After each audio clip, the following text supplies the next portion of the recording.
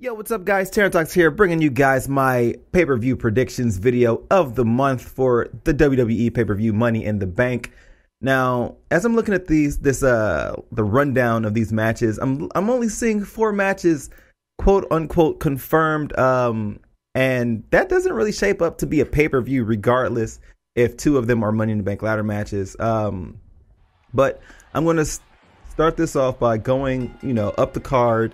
And then I'm going to talk about matches that I think they're going to add and then predict those, I guess. So first off, a match that I am really invested in, which happens to be the Divas Championship match, Paige versus Naomi. I'm happy that Paige is going to be defending against Naomi.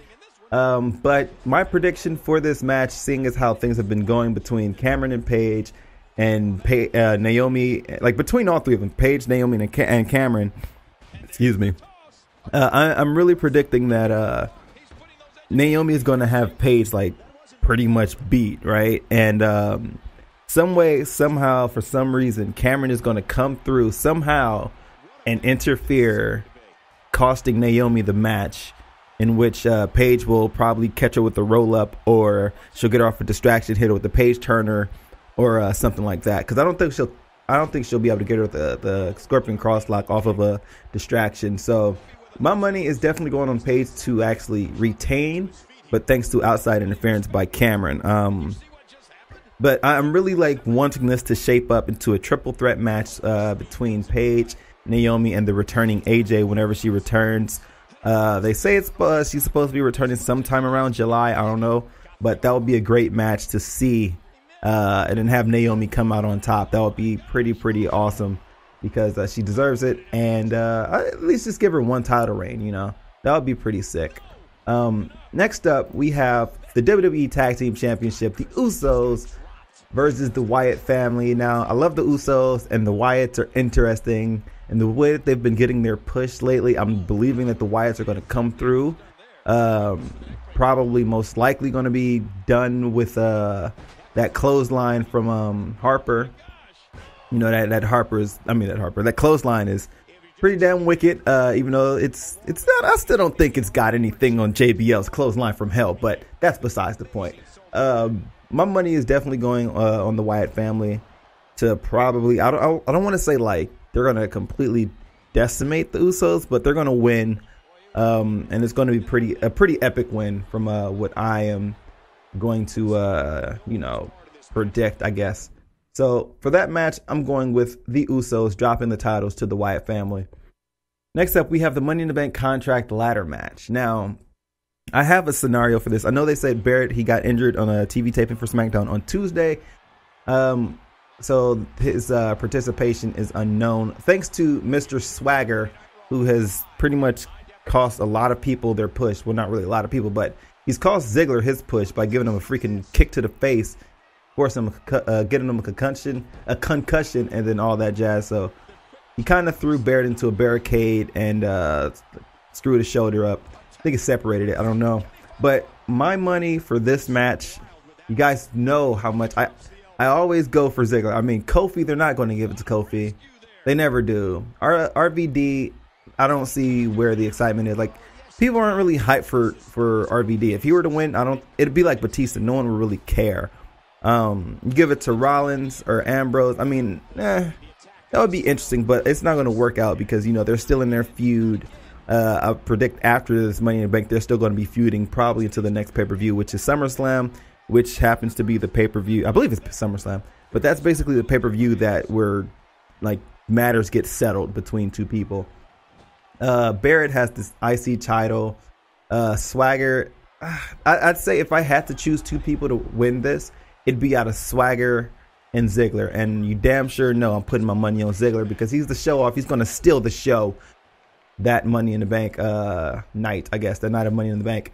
But an awesome angle that I thought of was if Barrett would have dropped his IC title to Ziggler on Monday night? Yeah, on Raw. If he would have dropped his title, then they could have given Barrett the briefcase, and then at any moment, at any time, if he wanted to cash in, instead of hitting his music, instead of going, God save our queen, he should just get on the mic and just be like, I'm afraid I've got some bad news. Like, that right there would be so freaking epic for him to cash in that way. But again, I don't see Barrett winning since he has the IC championship.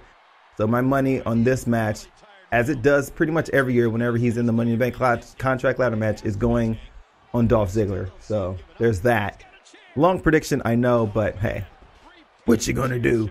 Next Money in the Bank ladder match, well, WWE World Heavyweight Championship ladder match. We have 8 contestants instead of 7, which is Kane, Sheamus, Del Rio, Cesaro, Roman Reigns, Randy Orton, John Cena, and Bray Wyatt. Now, this is interesting. I'm figuring that Daniel Bryan's going to be back really soon to come and like reclaim his championship. So the way I'm going to like eliminate this is, all right, they're not going to give it to Orton since he was already the champion. He's already been on top. I'm thinking that they might give it to Cena just so they can be like, oh, he's actually had the WWE World Heavyweight Championship. But I don't know how they're going to do about having him drop it to Daniel Bryan again. Cesaro, it'd be interesting, but again, I think it might be too early. Or if they didn't unify him, I'd give him the World Heavyweight Championship. Roman Reigns, it's way too early. Sure, he's like been dominating in the past like couple of weeks or whatever, and showing up like, oh yeah, I'm the shit, I'm Roman Reigns. But generally, if you look at it, a lot of the guys that end up on top before pay-per-views never really win like big matches like this.